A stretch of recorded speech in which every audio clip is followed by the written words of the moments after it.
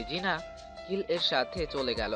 অপরদিকে স্টিকি তার ঘোড়ার রূপ পাল্টিয়ে একটা ছোট পাখির রূপ নিয়ে এরিনের কাঁধে গিয়ে বসলো। তো জাকির চল, আমার খুব ক্ষুধা লেগেছে, আজ পেট পুড়ে খাবো। অপরদিকে কিং, কুইন আর রেজিনা কিং এর কক্ষে প্রবেশ করে। তাদের কক্ষের দরওয়াজা ভালো লাগিয়ে নিল। রেজিনা মা, তুমি এটা কি করলে? আসলে বাবা, আমি জানতাম না যে এরিন এত সুন্দর, শক্তিশালী আর এত ভালো মনের মানুষ। আমি তাকে তুচ্ছ ভেবেছিলাম। তাছাড়া জাকিরেরও তো পাওয়ার কম না। কিছুদিন আগে আমি এরিনকে প্রস্তাব দিয়েছিলাম, কিন্তু সে রাজি হয় নাই। এখন বলো বাবা, এই বিয়েটা আমি কি করে আটকাতে পারি, আর এরিনকে বিয়ে করতে পারি কিভাবে? আমার এরিনকে খুব পছন্দ হয়েছে। দেখো না কি করে এরিনের সাথে আমার মেয়ের বিয়েটা দেওয়া যায়। আমি তো সেটাই ভাবছি। আচ্ছা, কি করা যায়? কিছু বুদ্ধি দাও তো তোমরা। আমার মাথায় একটা বুদ্ধি এসেছে। কি সেটা? আচ্ছা, আমরা যদি একটা সমন্বয় সভার আয়োজন করি তাহলে কেমন হবে? এটা হবে না, কারণ তুমি যদি অ্যারেনকে পছন্দ করো তাহলে এটা হিতে বিপরীত হতে পারে। অন্য কিছু ভাবতে হবে। আচ্ছা, আমরা যদি একটা যুদ্ধের আয়োজন করি তাহলে কেমন হবে, যেখানে রাজ্যর সবাই এখানে অবশ্যই অংশগ্রহণ করতে হবে। যে জিতবে সেই তোমার সাথে লড়াই করতে হবে। এখানে অ্যারিনও লড়তে আসবে, আর অ্যারিন যেহেতু শক্তিশালী তাই অ্যারিন এই জিতবে। আর অ্যারিন যদি আমরা আর অ্যারিন যদি আমার পর্যন্ত আসতে পারে তাহলে তো আমি তোমাকে কোনো আঘাত না করেই যুদ্ধের ময়দান হতে চলে আসব। কেমন হলো আমার বুদ্ধি? অনেক সুন্দর বুদ্ধি। তবে এটাকে কবে বাস্তবিক রূপ দিবে? কালকে দিলে কেমন হয়? আজ তো সবাই কিছুটা ক্লান্ত। অনেক ভালো হয়। তারপর তারা এইভাবে কথা বলে বাইরে হয়ে খাবারের জন্য নিচের দিকে যেতে থাকে। নিচে গিয়ে দেখে যে এরিনটা তাদের জন্য অপেক্ষায় আছে। কিংকে দেখে তারা দাঁড়িয়ে সবাই সম্মানিত করলো। কিং সবাইকে বসার অনুমতি দিলে সবাই বসলো। তোমাদের কিছু কথা বলার আছে? জি বলুন মাইকি। আসলে আমি আমার মেয়েকে কোনো দুর্বল লোকের সাথে বিয়ে দিতে ইচ্ছুক না। তাই তুমি যে দুর্বল না সেটা তোমাকে প্রমাণ করতে হবে। জি বলুন, কিভাবে আমি নিজেকে সবল প্রমাণিত করতে পারি? কালকে আমার রাজ্যের একটা প্রতিযোগিতা হতে যাচ্ছে, যেখানে রাজ্যের মধ্যে থাকা সকল মানুষকেই অবশ্যই থাকতে হবে। যারা থাকবে না আমাদের জন্য শাস্তি বরাদ্দ রাখা আছে। ওইখানে নিজে সবল প্রমাণিত করার জন্য রাজ্যের একজন অন্যজনের সাথে লড়াই করতে হবে। সবখানে যে জয় হবে সে আমার সাথে লড়াই করবে। যদি আমার সাথে কেউ লড়াইয়ে জয়ী হতে পারে তাহলে তার সাথে আমি আমার মেয়েকে বিয়ে দেব, না হলে নয়। এখন বলো, তুমি কি রাজি আছো? আমি আমার ভালোবাসার জন্য নিজের জান কোরবানি দিতে পারি। ভালো, তবে আমি কাজে বিশ্বাসী। এরিনকেও কি যুদ্ধে অংশগ্রহণ করতে হবে? তোমরা খাওয়া দাওয়া করো, আমি যাচ্ছি। তারপর কিং কার কক্ষের দিকে রওনা হয়ে গেল। তারপর এরিনরা খেয়ে দিয়ে তাদের কক্ষে চলে গেল। পরের দিন সকালে কিরে এরিন, তাড়াতাড়ি ঘুম থেকে ওঠ। আজ আমার প্রতিযোগিতায় যেতে হবে। তোকেও তো যেতে হবে। চল তাড়াতাড়ি হাত মুখ ধুয়ে আয়। আমার আবার খুব ক্ষুধা পেয়েছে। তুমি একটু অপেক্ষা করো, আমি আসতেছি। তাড়াতাড়ি আয়। তারপর এরিন ফ্রেশ হয়ে জাকিরের সাথে রওনা দিল খাবার টেবিলে। তারা গিয়ে দেখে কিং আর রেজিনা তাদের জন্য অপেক্ষা করছে। এরিনরা কৌশল বিনিময় করে খাওয়া শুরু হলো। এর ফাঁকে তারা মাঝে মাঝে বিভিন্ন কথা বলতেছে। তো জাকির, তুমি কি প্রস্তুত আছো নাকি? আমি প্রস্তুত আছি। তাহলে তোমরা খেয়ে দিয়ে অ্যারিনার আসো, আমি গেলাম। জি মহারাজ। তারপর এরিনরা খেয়ে দিয়ে রওনা দিল তাদের সেই কাঙ্ক্ষিত জায়গায়।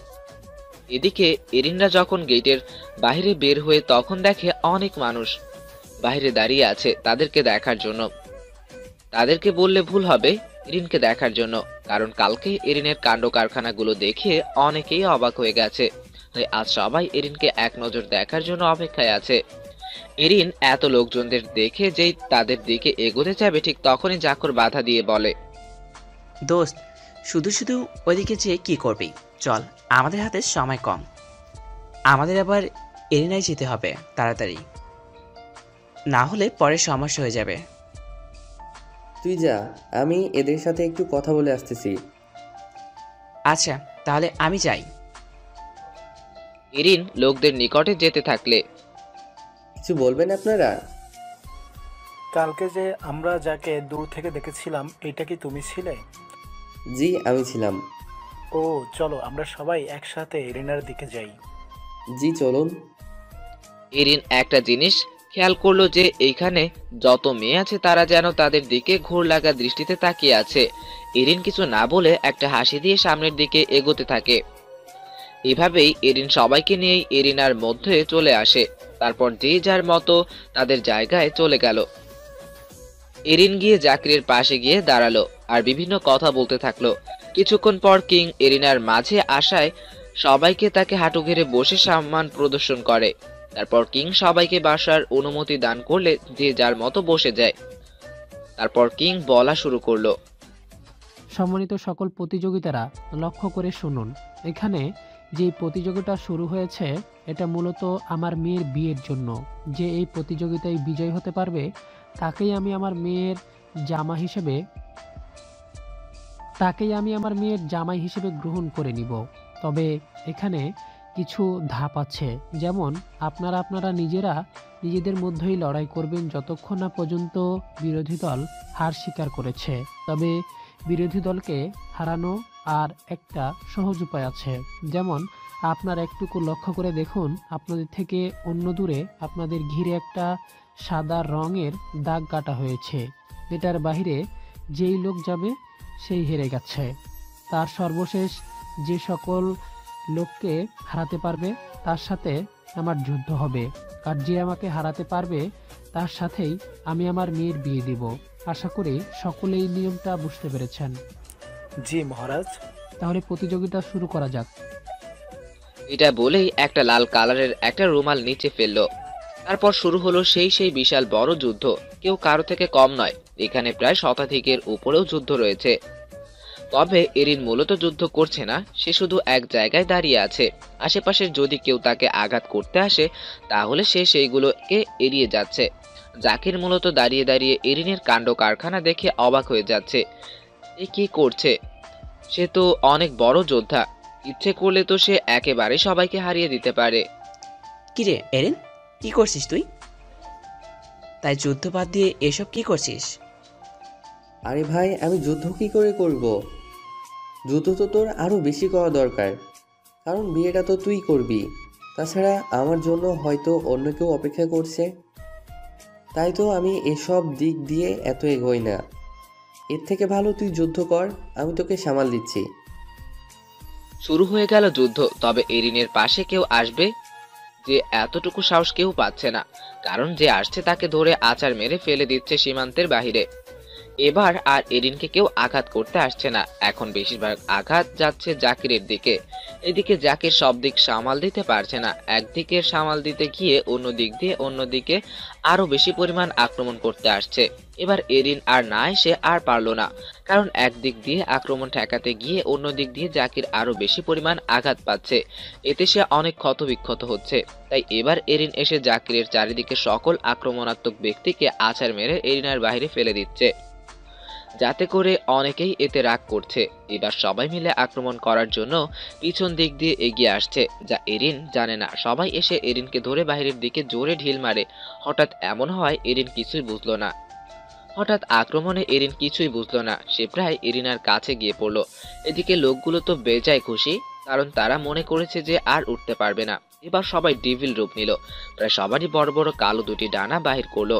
এবার এরিনার ভিতরে যতজন ডেভিল আছে সকলেই তাদের নিজস্ব ফর্ম অর্থাৎ ডেভিল রূপে ফিরে আসলো, কারণ তারা এই রূপে না থাকাকালীন তাদের চেহারা ছিল অনেক সুন্দর, কিন্তু এখন তাদের চেহারা অনেক কালো হয়ে গেছে। আসলে ডেভিলরা দেখতে অনেকটাই কালো হয় যদি তাদের ডেভিল রূপ থাকে।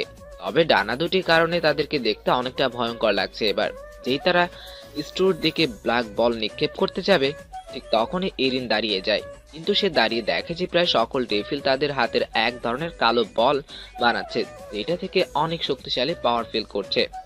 এরিন কিছু করার আগেই তারা এই ব্ল্যাক বলগুলোকে জাকিরের দিকে সকল শক্তিতে মিলে জোরে নিক্ষেপ করলো। বলগুলো জাকিরের যত নিকটে যাচ্ছে তাদের আকৃতি তত বৃদ্ধি পাচ্ছে। এদিকে এরিন কি করবে কি না করবে তা ভেবে নিজের মাথায় চুল ছিঁড়তে মন চাচ্ছে। হঠাৎ তার মনে হলো সে তো গ্র্যাভিটি কন্ট্রোল করতে পারে, তাই সে তাড়াতাড়ি গ্র্যাভিটি কন্ট্রোল নিজের হাতে নিয়ে নিল। সে তাকিয়ে দেখলো যে বলগুলো প্রায় জাকিরের দিকে লাগা লাগা অবস্থা। এদিকে জাকির বেচারা তো ভয় পেয়ে কাঁপাকাঁপি শুরু করে দিচ্ছে। এরিন তাড়াতাড়ি গ্র্যাভিটি কন্ট্রোল করে বলগুলোকে সেই জায়গাতেই থামিয়ে দিল। এরিন এবার কি বলগুলোকে কি করবে ভেবে পাচ্ছে না। বলগুলো যদি এখানে ব্লাস্ট হয় তাহলে একজনও বাঁচবে না। এবার এরিন বলগুলোকে আকাশের দিকে সমস্ত শক্তি দিয়ে ছুঁড়ে মারলো। বলগুলো আকাশের অনেকটা উপরে উঠে যেখানেই ফেটে গেল। এবার ছেলেগুলো এরিনের প্রতি সম্পূর্ণ ক্ষেপে গেছে, যেন তারা এরিনকে ধরতে পারলেই মেরে ফেলবে। এবার ছেলেগুলো কি যেন মন্ত্র পড়লো আর চারিদিক দিয়ে কালো ধোঁয়ার পরিপূর্ণ হয়ে যেতে থাকলো। কিছুক্ষণের মধ্যে সম্পূর্ণ এরিনা কালো দেওয়ার পরিপূর্ণ হয়ে গেল। এবার এরিন আর চোখে কিছু দেখতে পাচ্ছে না, অন্ধকারের মাঝে সঠিকভাবে তার পাওয়ারগুলো ব্যবহার করতে পারছে না। আসলে এটা মূলত একটা ডেভিল পাওয়ার, যেখানে দুটি মাত্র শক্তি কাজ করবে। প্রথমত এখানে ভ্যাম্পায়ারের, তারা শুধু দেখতে পারবে, তবে তাদের কোনো শক্তি প্রয়োগ করতে পারবে না। আবার এখানে শুধু ডেভিলের শক্তি প্রয়োগ করতে পারবে।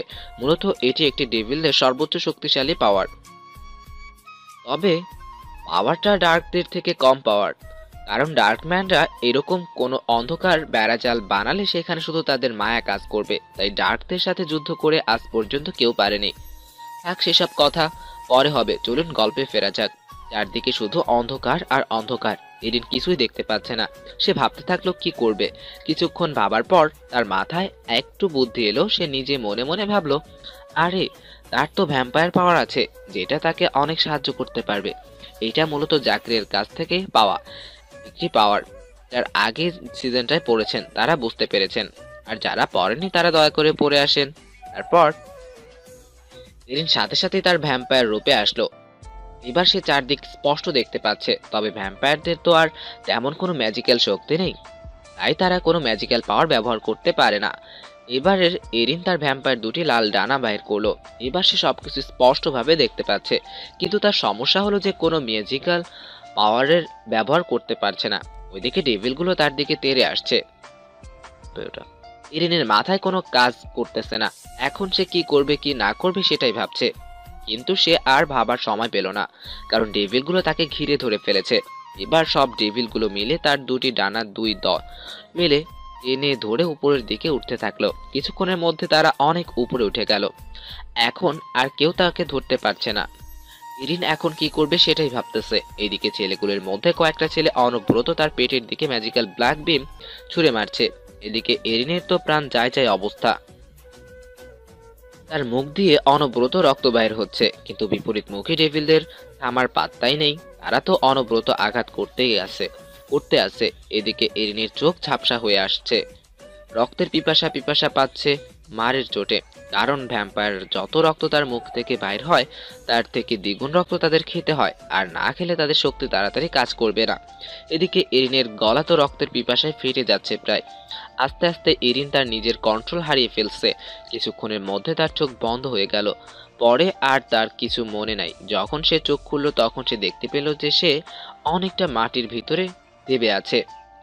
আস্তে আস্তে দাঁড়ানোর চেষ্টা করতেছে, কিন্তু কোনো মতেই সফল হতে পারছে না। তার হাতে পায়ে চারদিকে শুধু ব্যথা আর ব্যথা।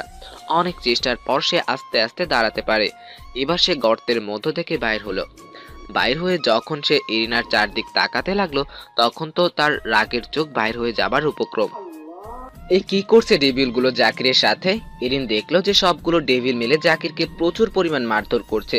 অনেক ডেভিল আবার জাকিরের দিকে ব্ল্যাক বল ছুঁড়ে মারছে, কিন্তু কেউ আবার তাকে এরিনার বাইরে ফেলে দিচ্ছে না। এই বিষয়টা এরিন বুঝতে পারলো না।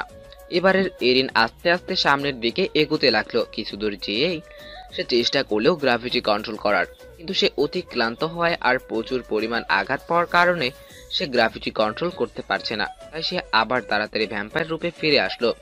এবার সে তাদের দিকে স্পিডে যেতে লাগলো। সে আর কিছু না করে ডেভিলের পিছন থেকে একটা ছেলের ঘাড়ে কামড় দিয়ে রক্তপান করতে থাকলো। সম্পূর্ণ রক্তপান করার শেষে ওই ডেভিলটা মাটির বুকে এলিয়ে পড়লো। এবার সে আর একটার কাছে গেল, ওইটার থেকেও সেইভাবে রক্তপান করা শুরু করলো। এবার এটার থেকে রক্ত পান করা শেষ হলে এটিও মাটিতে লুটিয়ে পড়লো। এবার শরীরের সকল আঘাতগুলো আস্তে আস্তে মিলিয়ে যেতে শুরু করলো।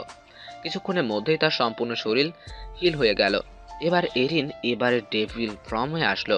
এটা মূলত সাময়িক কিছু সময়ের জন্য পাওয়ার। মূলত এটি জাকিরের কাছ থেকে পাওয়া পাওয়ার, যেটা কারো রক্ত পান করলে তার মতো জাতির শক্তি পাবে, কিন্তু সেটা দ্বিগুণ। তো এবার শুরু করা যাক, কি বলো তোমরা? এবার তো ছেলেগুলো রীতিমতো অবাক হয়ে গেল। এ কাকে দেখছে তারা? এরিনকে দেখতে একেবারে ডেভিলদের মতো লাগছে। দেখতে কোনো শক্তিশালী রাজা থেকে কম না। এরিনের পাওয়ারগুলো অনেকটা আভাস পাচ্ছে তারা, যে কতটুকু শক্তিশালী হতে পারে এরিনের এই ডেভিল পাওয়ারটা। কিরে, তুই তো ওইখানে পড়েছিলি, এত তাড়াতাড়ি হিল হলি কী করে? আর আমরা তো মনে করেছিলাম তুই মারা গেছিস। আচ্ছা, এসে যখন পড়েছিস তাহলে একবার হয়ে যাক, দেখা যাক খাড়া জিতে। মূলত এই ডেভিলগুলো হলো এই রাজ্যের সব থেকে শক্তিশালী ডেভিল, যেগুলো কিছুটা রাজার সমান শক্তিশালী। তাহলে হয়ে যাক, কে কাকে হারাতে পারে। তুই প্রস্তুত আছিস তো আমাদের সাথে লড়াইয়ের জন্য? এত বড় হোসান তুই, এত বড় হোস নাই তুই। আমাদের তো মনে হয় না তোর মতো একটা পিচ্চি ছেলে আমার সাথে পারবে। এই ফলাফলটা তখনই হবে যখন তোরা জিততে পারবি। আয় দেখা যাক কে কাকে হারতে পারে। তারপর ছেলেগুলো এরিনের দিকে তেড়ে আসতেছে, সবার হাতেই একটা করে ব্ল্যাক তলোয়ার।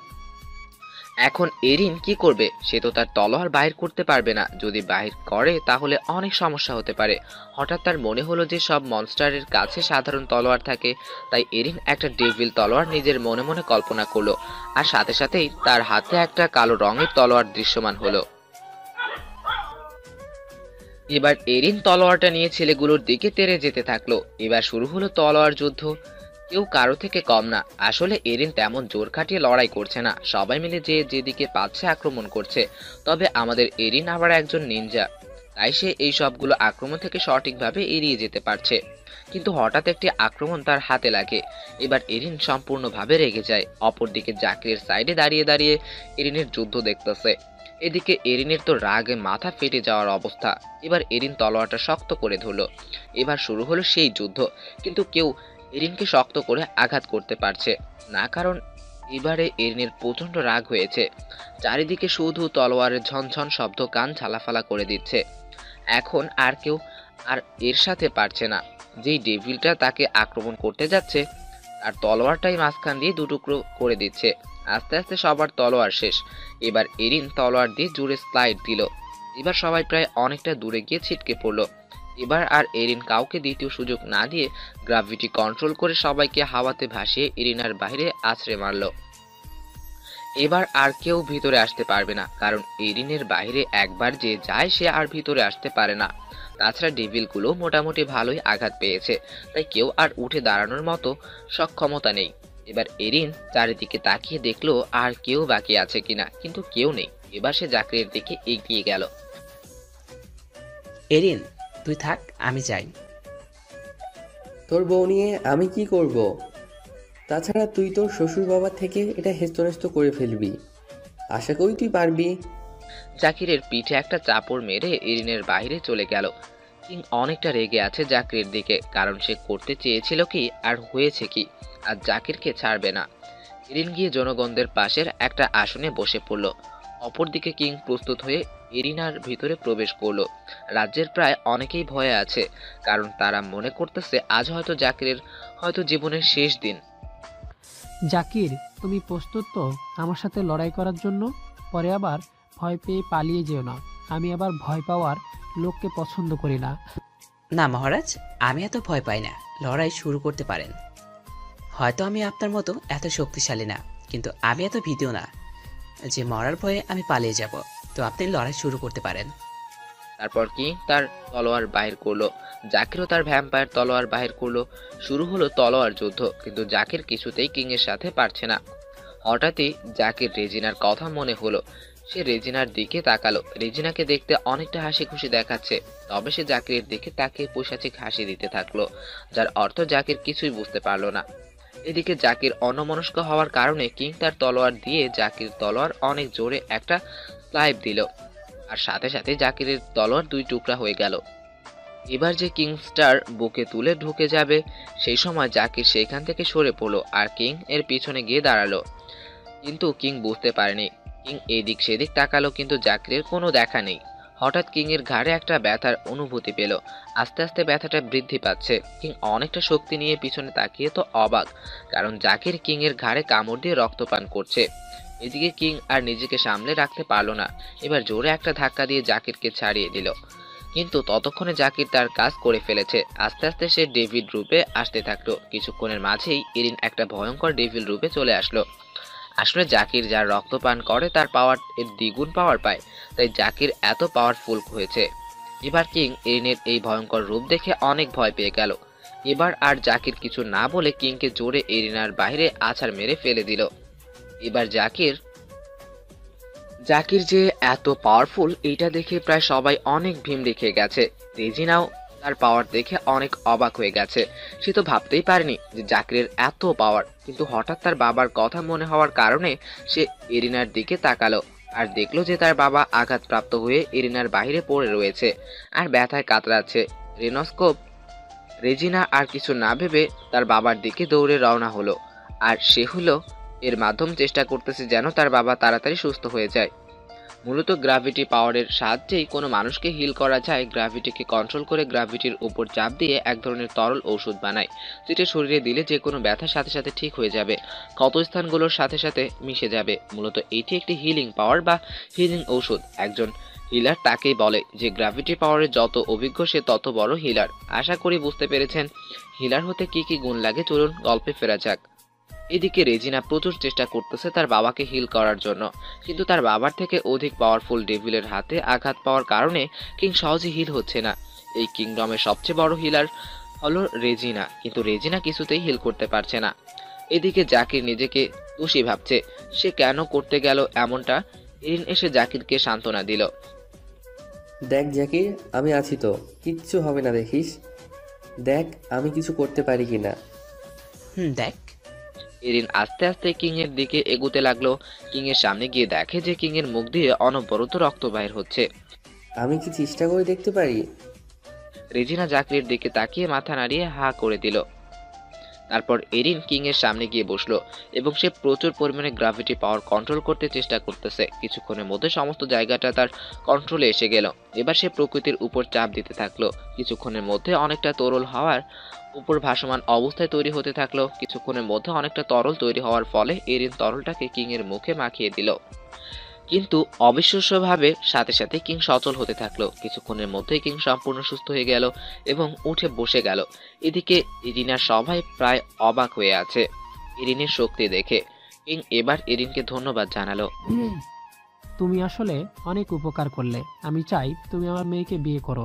দেখো, এই সম্পূর্ণ সাম্রাজ্য তোমার হয়ে যাবে। এখন বলো, তুমি কি আমার মেয়েকে বিয়ে করতে চাও? এরিন কিছুক্ষণ জাকিরের দিকে তাকালো। অবশ্য জাকির অনেক দূরে থাকার কারণে কথাটা শুনতে পেল না। তারপর সে রেজিনার দিকে তাকালো। এরিন এতটুকু তো বুঝতে পারলো যে রেজিনা তাকে নিয়ে সুখের সাগরে ভাসছে। না মহারাজ, আমি আপনার মেয়েকে বিয়ে করতে চাই না। আমি আমার বন্ধুর সুখ দেখতে চাই। তাছাড়া আমার মাঝে মাঝে মনে হয় হয়তো আমার জন্য কেউ অপেক্ষায় আছে। তাই আমি আপনার মেয়েকে বিয়ে করে আমার বন্ধু আর আমার সুখকে তো আর বলিদান করতে পারি না। আর রইল আপনার রাজত্ব। আমার যদি রাজা হওয়ার ইচ্ছা থাকতো তাহলে এতদিনে অনেক রাজ্য জয় করে নিতাম। এখন বলেন, আপনার মেয়ের সাথে আমার বন্ধুর বিয়ে কখন দিবেন? আমার আবার আমার বাসায় যেতে হবে। তাই যা করার আজ করলেই ভালো হবে। তাছাড়া জাকিরও অনেক পাওয়ারফুল, যেটার বাস্তব প্রমাণ আপনি নিজেই। এখন বাকিটা আপনার ইচ্ছে। রেজিনা তো এরিনের কথা শুনে যেন আকাশ থেকে পড়লো। আমি যেহেতু কথা দিয়েছি তাই আমি কথা রাখবো, কিন্তু তুমি কাজটা ঠিক করো নাই। একদিন তুমি ওর জন্য পস্তাবে। আমার কথাটা স্মরণ রেখো। মনে থাকবে। তো আজ জাকিরের সাথে রেজিনার বিয়েটা কখন দিবেন? সেটা আজ রাতেই। তারপর কিং ঘোষণা দিলেন যে আজ রাতে রেজিনার সাথে জাকির বিয়ে প্রাসাদের সামনে, তাই সকলকে আসার অনুরোধ করলেন। এটা বলে সে প্রাসাদের দিকে রওনা হয়ে গেলেন। সাথে সাথে রেজিনাও চলে গেল। এরিন জাকিরের কাছে গেল। কিরে জাকির, তুই এই ডেভিড রূপ পাল্টিয়ে তোর সাধারণ রূপে আসতে দোষ না কেন? এই রূপটা আমার খুব ভালো লাগছে, তাই এই রূপটা আমি সবসময়ের জন্য নিয়ে থাকি। কিন্তু এই রূপ বা ফর্মটা তো ভালো না। এটাই থাকলে সব সময় খারাপ চিন্তা আসে। তাছাড়া এই রূপে অনেক পাওয়ার, তাই এটা পাল্টানোই ভালো। আর এই রূপটাকে তুই সব সময়ের জন্য কি করে নিয়ে নিবি? এটা তো সাময়িক সময়ের জন্য। এই রূপটা পাল্টিয়ে অনুরূপ নিলেই তো তোর এই ডেভিল টুকটা শেষ হয়ে যাবে। আসলে তোকে আমি একটা ভুল কথা বলেছিলাম। আমি যদি এই রূপটাকে একটানা 3 দিন রাখতে পারি তাহলে এটা পার্মানেন্ট হয়ে যাবে। তাছাড়া তুই কি আমায় হিংসা করিস নাকি? এই কেমন কথা? তোকে আমি হিংসা করব কেন? আচ্ছা বাদ দে, তোর আজ রাতে বিয়ে, চল তোকে প্রস্তুত করি গিয়ে। চল। তারপর তারা চলে গেল অপর দিকে। বাবা, আমি আমার সাফল্যের দিকে কিছুটা এগিয়েছি। দেখবে একদিন তুমি আর আমি দুজনেই মিলে সমগ্র মনস্টার ওয়ার্ল্ডের শাসন করব। সময়টা তেমন দূরে নয়, তবে মাঝখানে 3 জন আমাদের গলার কাটা হতে পারে। সমস্যা নেই আমার ছেলের, সবাইকে এক সময় শেষ করে দিবে। এখন শুধু সময়ের অপেক্ষা। আর তাছাড়া থাক, পরে একদিন কথা হবে। ভালো থাকিস। আমি চলে যাচ্ছি, পরে আবার কেউ দেখলে সমস্যা হতে পারে। খুব তাড়াতাড়ি দেখা হবে। বিদায়। এদিকে কিং এর কক্ষে। দেখ রেজিনা মা, তোর ভালোর জন্যই বলছি, তুই জাকিরকে বিয়ে করে নে। তাছাড়া এটা আমার রাজ্যবাসীর কাছে মান সম্মানের ব্যাপার। তাছাড়া জাকিরও কম শক্তিশালী না, সেও অনেক শক্তিশালী। দেখলি তো আমাকে কিছু সময়ের মাঝেই হারিয়ে দিল। তাই দয়া করে আর অমত করিস না। দেখো, তোমরা যা ভালো বুঝো তাই করো, তবে আমি এই এরিনকে এত সহজে ছাড়ছি না। এর ফল সে হাড়ে হাড়ে টের পাবে। শুধু আমার একটু সময় চাই। সেটা হবে ক্ষণে। আজ কিন্তু সন্ধ্যায় বিয়ে, তাই তাড়াতাড়ি প্রস্তুত হয়ে নাও, পরে আবার সময় পাবে না। আমাকে আবার ওই দিক সামলাতে হবে। আমি যাই, তুমি মনটাকে শান্ত করে প্রস্তুত হয়ে নাও। তারপর কিং বাহির হয়ে গেল। অপরদিকে কেউ একজন তাদের কথা শুনে মনে মনে প্রচুর হাসছে। সময় খুব সন্নিকটে, খুব তাড়াতাড়ি সব ঘটে যাচ্ছে, যা কেউ কল্পনাও করতে পারে। অপরদিকে এরিন জাকির ও প্রস্তুত হতে থাকে বিয়ের জন্য। এরিন খুব সুন্দর একটি নবাবী পাঞ্জাবি পরছে, সাথে ম্যাচিং করা পাজামা। এক ধরনের ধুতি লুঙ্গি, যাই বোঝান আপনারা। পাঞ্জাবির বুকটা কিছুটা খোলা, আর পাঞ্জাবির কাপড়টা হালকা হওয়ার কারণে পিঠের পিছন লাভার ঝর্ণাটা কিছুটা বোঝা যাচ্ছে। যারা সিজন 1 পড়েছেন আশা করি বুঝতে পারছেন। সব মিলিয়ে আজ এরিনের দিক থেকে চোখ ফেরানো দায়। সবাই মনে করে আজ যেন এরিনের বিয়ে। এবার জাকিরের সাজ। জাকিরও এরিনের মতো হুবহু ড্রেস আপ করছে। জাকিরকেও অসম্ভব সুন্দর লাগছে, তবে এরিনের সাথে তুলনা দেওয়ার মতো না। অপরদিকে রেজিনাও সেজেগুজে প্রস্তুত গন্তব্যে চলে গেছে। এদিকে জাকিররাও গন্তব্যে চলে গেছে। এদিকে অনুষ্ঠান যত সামনের মেয়ে আছে সবাই এরিনের মুখের দিকে তাকিয়ে আছে, আর পিছনের দিকে মেয়েগুলো এরিনের পিঠের ট্যাটু দেখায় ব্যস্ত। যদিও ট্যাটুটা সম্পূর্ণ বোঝা যাচ্ছে না, তাও অনেক সুন্দর লাগছে, তাই তারা তাকিয়ে আছে। আচ্ছা চলুন গল্পে ফেরা যাক। এদিকে জাকির যে কখন বিয়ের স্টেজে উঠছে এরিন বুঝতেই পারেনি। এরিন তাও কিছু মনে করলো না, সে তার জায়গায় দাঁড়িয়ে থাকলো। কিছুক্ষণের মাঝে বিয়ে শুরু হলো। এরিন তো মনে করেছে এই বুঝি তাকে ডাক দিয়ে স্টেজে ডাকবে, কিন্তু না, এমনটা হয়নি। এইভাবেই সম্পূর্ণ বিয়ের অনুষ্ঠানটা শেষ হয়ে যায়। তাও কেউ এরিনকে মনে করেনি। এবার খাওয়া দাওয়ার সময়, সবাই নিজ নিজ দায়িত্বে খাবার খাচ্ছে। এরিনও খাবার খেয়ে একটু বাইরের দিকে হাঁটতে বাইর হলো। কিছু দূর যেতেই পিছন থেকে কারোর ডাক শুনতে পারলো। এরিন পিছনে তাকিয়ে দেখে যে জাকির তার ডাকতেছে।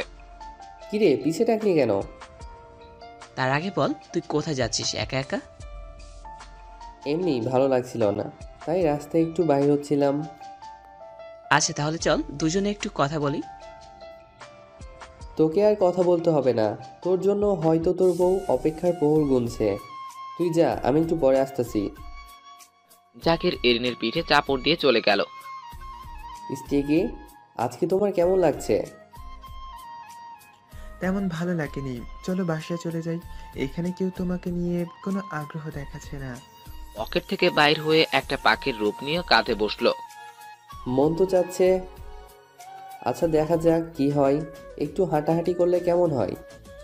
হুম, অনেক ভালো হয়। আচ্ছা স্টিকি, আমরা যদি দুজন মারা যাই তাহলে কি কোনো এক সময় আমাদের আবার পুনরায় দেখা হবে? হুম, আমরা যেহেতু পার্টনার তাই আমাদের আবার দেখা হবে। ও আচ্ছা, চলো একটু হাঁটাহাঁটি করি। হুম। তারপর এরিন হাঁটা শুরু করলো। এরিন লক্ষ্য করলো যে চারিদিকে ঝিঝি পোকার শব্দ। এরিন যেই বামে পা দিল ঠিক তখনই চারদিক থেকে সকল ঝিঝি পোকারা ঘাসের ফাঁক থেকে বাইর হচ্ছে। এক সময় সকল পোকারা বাইর হয়ে গেল। চারদিকে ঝিঝি পোকার আলোতে সম্পূর্ণ আকাশ এক অন্যতম রঙের রূপ নিল। এরিন এসব দেখে তো বাচ্চাদের মতো খুশি হয়ে গেল। উপরের দিক তাকিয়ে সব ঝিঝি পোকার রঙগুলো দেখছে। হঠাৎই এরিন খেয়াল করলো যে পোকাগুলো এক জায়গায় জড়ো হচ্ছে। এরিন সেদিকে অবাক দৃষ্টিতে তাকিয়ে আছে আর বোঝার চেষ্টা করতেছে যে তারা কি করতে চাইছে। কিছুক্ষণের মাঝেই ঝিঝি পোকার একটা ঘোড়ার গাড়ির রূপ নেয়। এরিন কাছে গেলেই দরওয়াজা নিজেই খুলে যায়। এবার এরিন বুঝতে পারলো যে তাকে ভিতরে যাওয়ার জন্য আহ্বান জানাচ্ছে। এরিন ভিতরে গিয়ে বসলো। ভিতরে ঝিঝি পোকার আলোতে ভরপুর। এবার কিছুটা অংশ সরে গিয়ে একটা জানালার রূপ নিল। এবার এরিন বাইরে তাকিয়ে এবার স্পষ্টভাবে বাইরের দিকে দেখতে পাচ্ছে। স্টিকি গিয়ে একটা ঘোড়ার রূপ নিল। এবার একটা পরিপূর্ণ ঘোড়ার গাড়ি তৈরি হয়ে গেল। তারপর স্টিকি শুরু করলো, তবে স্থল পথে না, আকাশ পথে। স্টিকি নিজ দায়িত্বে ছুটতে লাগলো। চারদিকে আলোয় ভরপুর। আজকে আকাশের দিকে সবাই অবাক হয়ে তাকিয়ে আছে, কারণ এমন ঘোড়ার গাড়ি তারা আর কোনো দিন দেখে নাই। দেখতে অসাধারণ সুন্দর, যার চারদিক থেকে সুন্দর আলো বাইর হচ্ছে। অনেকক্ষণ ঘোরাঘুরির পর তারা রাজপ্রাসাদের ছাদে গিয়ে নামলো। এরিনকে নামিয়ে দিয়ে সব ঝিঝি পোকাগুলো চলে যায়। এবার এরিন মনে কিছুটা ভালো হয়ে গেছে। এখন শুধু সকাল হওয়ার অপেক্ষা। সকাল হলেই সে বাড়ির দিকে রওনা হবে। তার আর তর সইছে না। পারলে তো এক্ষুনি যেত, কিন্তু গেলে বন্ধুর সম্মান ক্ষুণ্ণ হতে পারে, তাই এটা ভেবেই সে গেল না। এবার এরিন তার কক্ষ গিয়ে ঘুমিয়ে পড়ল। পরের দিন সকালবেলা কিং, আমাকে যেতে হবে। আমার মা বাবা হয়তো আমার জন্য অপেক্ষায় আছে। আজকের দিনটা থেকে যাও। আজকে তো জাকিরকে কিং হিসাবে বরণ করবে, তাই তুমি না থাকলে বিষয়টা খারাপ দেখাই। এখন তুমি বলো কি করবে? মহারাজ, আজকে আমাকে যেতেই হবে, কারণ আমার মা বাবার জন্য মনটা কেমন যেন করছে। না জানি তারা কেমন আছে, হয়তো তারা আমার জন্য চিন্তা করছে, তাই আমাকে যেতেই হবে। দয়া করে আর না করবেন না। আচ্ছা, এটা তোমার নিজস্ব ব্যাপার, এটাই আমি কিছু বলবো না। তুমি যা ভালো মনে করো তাই করো। তাহলে আমি গেলাম। ভালো থাকিস রে জাকির, পরে দেখা হবে। বিদায়। তারপর এরিন তার বাসার দিকে রওনা হয়ে গেল। তার বাসার সামনে কি হলো, আজ তো মাকে বাইরে আমার জন্য অপেক্ষা করতে দেখছি না। কোথায় গেল মা? এরিন ভিতরে গিয়ে তো তার কান্না করার অবস্থা, কারণ তার মা তার বাবাকে মাথায় পানি ঢালছে। মনে হচ্ছে এলিফ জ্ঞান হারিয়ে ফেলেছে। মা, ফ্রেন্ডের কি হয়েছে? এভাবে শুয়ে আছে কেন? আসলে এরিন, তোর বাবার শরীরটা অনেক দিন আগে থেকেই খারাপ ছিল। তারপর তুই যাওয়াতে আরও চিন্তা করে আরও খারাপ হয়ে গেছে। তারপর আবার তোর বাবা অনেক দিন কাজে যায় না, তাই তোর বাবা বেতনও পাচ্ছে না। এদিকে বেতন না পাওয়ায় ঘরে তেমন কিছু খাবার নাই, তাই তোর বাবার শরীরটা আগে থেকে হালকা অবনতি হয়ে গেছে। এমনি কিছুক্ষণ মাথায় পানি গেলে সব ঠিক হয়ে যাবে। ঘরের মধ্যে কি কোনো খাবার নেই? না, আপাতত ঘরে তেমন কিছু খাবার নেই, তবে 2টা ফল আছে, তুই খেয়ে দেখতে পারিস। অবশ্য তোর বাবা কালকে কাজে গেলে কিছু টাকা বেতন পাবে, ওই টাকা দিয়ে আবার খাবার কিনে আনতে পারবে। আচ্ছা, সেটা দেখা যাবে খন। তারপর এরিন খাবার খেয়ে বাইরের দিকে রওনা হলো। কোথায় যাচ্ছিস বাবা? আমি একটু বাইরে যাচ্ছি, কিছুক্ষণ পর আবার আসবো, একটু অপেক্ষা করো। আচ্ছা। তারপর এরিন বাজারের দিকে রওনা হলো। অবশ্য আজ পর্যন্ত সে কোনোদিন বাজার দেখে নাই। সে বাজারের ভিতর ঢুকলো। এরিন চারদিকে তাকিয়ে দেখলো অনেক মানুষ যারা বাজার করছে। এরিন দেখতেছে বাজারে কি কি বিক্রি করা যায় আর কোন জিনিসটা বিনামূল্যে পেয়ে সেটাকে বাজারজাত করা যায়। অনেকক্ষণ ঘোরাঘুরির পর তার নজর গেল একটা লাকড়ির দোকানে। স্টিকি, দেখো তো এটা কি কোনো টাকা দিয়ে ক্রয় করতে হয় কি না? না, এগুলো ক্রয় করতে হয় না, তবে এগুলো সংগ্রহ করতে অনেকটা কষ্ট সহ্য করতে হয়। তবে এটা আমাদের জন্য তেমন কোনো কষ্টের কাজ না। চলো জঙ্গলের দিকে। সেখানে প্রচুর পরিমাণে এসব জ্বালানি কাঠ পাবো। তারপর এরিনা জঙ্গলের দিকে গেল। সেখানে অনেক বড় বড় গাছ রয়েছে। এবার এরিন সমগ্র জঙ্গলের উপর গ্র্যাভিটি কন্ট্রোল করার চেষ্টা করলো, আর কিছুক্ষণের মাঝে সমগ্র জঙ্গল তার কন্ট্রোলে চলে আসলো। এবার এরিন গ্র্যাভিটিতে হালকা একটু চাপ প্রয়োগ করলো শুকনো ডালগুলো পাওয়ার জন্য, কারণ শুকনোগুলোর দাম বেশি হয়। কিছুক্ষণের মাঝে ডালগুলো নিজে নিজেই তার মনে মনে কল্পনার জায়গায় জড়ো হচ্ছে কাঠগুলো। কিছুক্ষণের মধ্যে কাঠগুলো সব একত্রে জড়ো হলে এরিন সেগুলো একটি লতার সাহায্যে বেঁধে ফেলে। হয়েছে, আর লাগবে না। যেগুলো হয়েছে সেগুলো দিয়ে প্রায় অনেক দিন কাটিয়ে দেওয়া যাবে। চলো, এইগুলো তো আবার বিক্রি করতে হবে। আচ্ছা, এগুলো তো নিয়ে যাব, কিন্তু কিভাবে নিয়ে যাব? এগুলোর তো অনেক ওজন। তাছাড়া আমি যদি সবার সামনে গ্র্যাভিটি পাওয়ার ব্যবহার করি তাহলে অনেক বড় সমস্যার সম্মুখীন হতে পারি। এখন কি করা যায় বলো তো? এক কাজ করি, আমি এক ঘোড়ার রূপ নেই, তুমি আমার পিঠে শুধু এগুলো বেঁধে দাও, বাকিটা আমার উপর ছেড়ে দাও। আচ্ছা ঠিক আছে। তারপরে এরিন স্টেকির পিঠে কাঠগুলো দিয়ে দুজনে বাজারের দিকে রওনা হয়ে গেল। তারপর বাজারে এসে কাঠগুলো এক জায়গায় নামিয়ে বিক্রি করা শুরু করে দিল। এরিনদের কাঠগুলো অনেকটা ভালো আর শুকনো হওয়ার কারণে তাড়াতাড়ি বিক্রি হয়ে গেল। তারপর এরিনরা বাজার করে বাসার দিকে রওনা হয়ে চলে গেল। বাসায় এসে বাজারগুলো এক জায়গায় রেখে হাত মুখ ধুয়ে বাবার মাথার কাছে গিয়ে বসলো। এখন কেমন লাগছে বাবা তোমার শরীরটা? তেমন ভালো না রে বাবা, শরীরটা আসলে খারাপের দিকে যাচ্ছে। কখন আসলি তুই? এই তো কিছুক্ষণ আগে এসেছি। খাবার খেয়েছিস তুই? কিছুক্ষণ আগে আমি খেয়েছি। আচ্ছা ফ্রেন্ড, কি কথা বল। আমি যখন নিনজা রাজ্যে যুদ্ধ করছিলাম তখন আমার সাথে একটি পাওয়ার যোগ হয়েছে। পাওয়ারটি হলো একটি এঞ্জেল পাওয়ার, কিন্তু এই পাওয়ারটা কোথা থেকে আসলো বুঝতে পারছি না। আর ফ্রেন্ড, তুমি তো আজ পর্যন্ত বলনি যে আমরা কোন গোত্রের। আর একদিন বললে হয় না? না, এখনই বলো। আচ্ছা শোন, আমি একজন অ্যাঞ্জেল, সাথে তুই, তোর মা, আমরা সবাই অ্যাঞ্জেল পরিবার। আচ্ছা ফ্রেন্ড, আমরা যদি অ্যাঞ্জেল হই তাহলে আমরা এখানে কি করছি? আমাদের তো অ্যাঞ্জেল রাজ্যে থাকার কথা, আমরা এখানে কি করছি? সে এক বিশাল কাহিনী, কোনো একদিন সময় হলে বলবনি তোকে। তবে এটা সম্পর্কে একজন তোকে আকার ইঙ্গিতে বুঝিয়েছেন। তুই যদি বুঝে থাকিস তাহলে তো ভালোই, আর যদি না বুঝিস তাহলে তুই সময়ের অপেক্ষায় থাক, সময় হলে তোকে বলবনি। আচ্ছা যাও, সময় হলে কোনো একদিন শুনবো না হয় কাহিনীটা। কিছুক্ষণ পর রান্নাঘর থেকে এরিনার ডাক আসলো খাবারের জন্য। এরিন গিয়ে খাবারগুলো নিয়ে আসলো। তারপর এক হাত দিয়ে সে খাচ্ছে, আবার তার বাবাকেও খাওয়াচ্ছে। এভাবে খাওয়ানোর পর এলিফ ঘুমিয়ে গেল। কিছুক্ষণ পর এরিনরাও ঘুমিয়ে গেল। পরের দিন সকালে, মা আমি জায়গা, আমার সময় হয়ে গেছে ভার্সিটি যাবার। তারপর এরিন তার ভার্সিটিতে চলে গেল। সে দেখে যে ক্লাস শুরু হতে আরো অনেক দেরি, তাই সে একটি গাছের নিচে গিয়ে বসলো। তবে তার মনটা অনেক খারাপ, কারণ তার পারিবারিক অবস্থা তেমন বেশি একটা ভালো না। এখন তার প্রথমত একটি চাকরির দরকার, কিন্তু চাকরি করলে তো আর লেখাপড়া হবে না। অনেক ভেবেচিন্তে সে সিদ্ধান্ত নিল যে সে আর লেখাপড়া করবে না। লেখাপড়া করে কি করবে? অন্যের জায়গায় কাজ করতে হবে। তাই সে লেখাপড়া বাদ দেওয়ার সিদ্ধান্ত নিল। অপরদিকে তার 4 বন্ধু আসলো ভার্সিটিতে।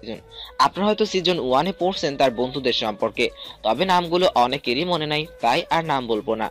এদিকে তারা 4 বন্ধু এসে দেখে যে এরিন মন খারাপ করে একটি গাছের নিচে বসে আছে। কিরে ভাই, তুই মন খারাপ করে বসে আছিস কেন? কোনো সমস্যা হয়েছে কি তোর? কি হয়েছে তোর? আসলে আমার বাবার শরীরটা তেমন বেশি একটা ভালো না, তাই কোনো কাজে যেতে পারছে না। আবার কাজে না যাওয়ার কারণে কিছুটা আর্থিক সমস্যার মধ্যে পড়তে হয়েছে আমাদের। এদিকে বাবাকে যদি কাজে যেতে হয় তাহলে শরীরটা আরও খারাপ হয়ে যাবে তার। তাই চিন্তা করছি যে আমার একটা চাকরির দরকার, যার সাহায্যে কিছুটা আর্থিক সমস্যা থেকে মুক্তি পাবো। কিন্তু চাকরি কোথায় পাবো? তাই কিছুটা মন খারাপ আর কি। আরে আমরা থাকতে তুই চাকরি চিন্তা করছিস? আমরা আছি তো নাকি? আমাদের রাজ্যে কিছুদিনের জন্য গার্ড নেওয়া হবে। তুই কি সেখানে চাকরি করবি? বেতন মোটামুটি ভালোই পাবি। তা আবার বলতে হবে, আমি তো চাকরি খুঁজছিলাম। তবে এটা শেষ দিন কবে? এই চাকরির জন্য আবেদনের সময় আজকে শেষ দিন। তোর কপালটা ভালো। চল, আজকে ক্লাস করতে হবে না। আমরা তোকে নিয়ে চাকরির উদ্দেশ্যে চাই। তুই কি বলিস? তুই কি এখন যাবি আমাদের সাথে? চল। তারপর এরিন ও তার 4 বন্ধুরা ডার্ক রাজ্যের দিকে রওনা হয়ে গেল। তবে এরিন অনেকটা অবাক, কারণ একটা কালো জঙ্গল পার হয়ে যেতে হচ্ছে তাদেরকে। এরিন, তুই গল্পটা শুনবি? কি? আমরা যে জঙ্গলটা পার করছি, এই জঙ্গলের একটা ইতিহাস ছিল। এটা প্রায় 20 বছর আগের ইতিহাস। কি ছিল এটা? আজ থেকে প্রায় 20 বছর আগে পর্যন্ত এই জঙ্গলে একটা ব্ল্যাক বিস্ট থাকতো। তবে এ বিষয়ে অনেক শুনেছি, এটা নাকি অনেক ভয়ঙ্কর ছিল। 20 বছর আগে পর্যন্ত এই বৃষ্টির হাত থেকে কেউ রেহাই পায় না। যেই জঙ্গল দিয়ে গেছে সে তার হাতে মারা পড়ে গেছে। তবে তার কাছে নাকি একটা শোষণকারী পাথর ছিল, কিন্তু হঠাৎ যে তার কি হয় তা কেউ বলতে পারে না। কেন কেন কি হয়েছিল? আজ থেকে প্রায় 20 বছর আগে ওই বীজটা গায়েব হয়ে যায়। তারপর আর তাকে জঙ্গলে পাওয়া যায় না। তবে অনেকে তো খুশিতেই আছে। ও, ভালোই হয়েছে। এভাবে কথা বলতে বলতে তারা রাজ্যের প্রায় কাছাকাছি চলে আসলো। এরিন খেয়াল করে দেখলো যে এই জায়গাটা সর্বত্র কালো ধোঁয়ায় ভর্তি। মূল গেটের থেকে পর্যন্ত কালো ধোঁয়ায় বাইর হচ্ছে। কিরে, তোদের রাজ্যের বাহির দিকে এত কালো ধোঁয়া বাইর হচ্ছে কেন? তুই জানিস না আমাদের রাজ্যের নাম যে ডার্ক রাজ্য? তাই তো চারদিকে কালো ধোঁয়ায় পরিপূর্ণ। ও আচ্ছা, এতক্ষণে বুঝতে পারলাম, কিন্তু আমরা ভেতরে প্রবেশ করব কিভাবে? আসলে আমাদের ভিতরে প্রবেশ করার জন্য একটা ব্ল্যাক কার্ড থাকে, যার জন্য এই কার্ড সেই ধরতে পারে। এটার মালিক ছাড়া কেউ ধরতে পারে না। তবে এটা রাজ্যের সবার কাছেই আছে। কিন্তু সমস্যা হলো এই কার্ডটা কেউ ধরতে পারবে না। এটা সব সময় অদৃশ্য থাকবে। তবে এই কার্ড যার কাছে থাকবে তার ইচ্ছে করলে অনেক লোককে একসাথে নিয়ে প্রবেশ করতে পারবে। ও, এই ব্যাপার। চলো তাহলে ভিতরে যাওয়া যাক। চল ভিতরে যাওয়া যাক। তারপর বন্ধুটি কার্ড গেটের সামনে ধরায় গেটটি শব্দ করে খুলে গেল।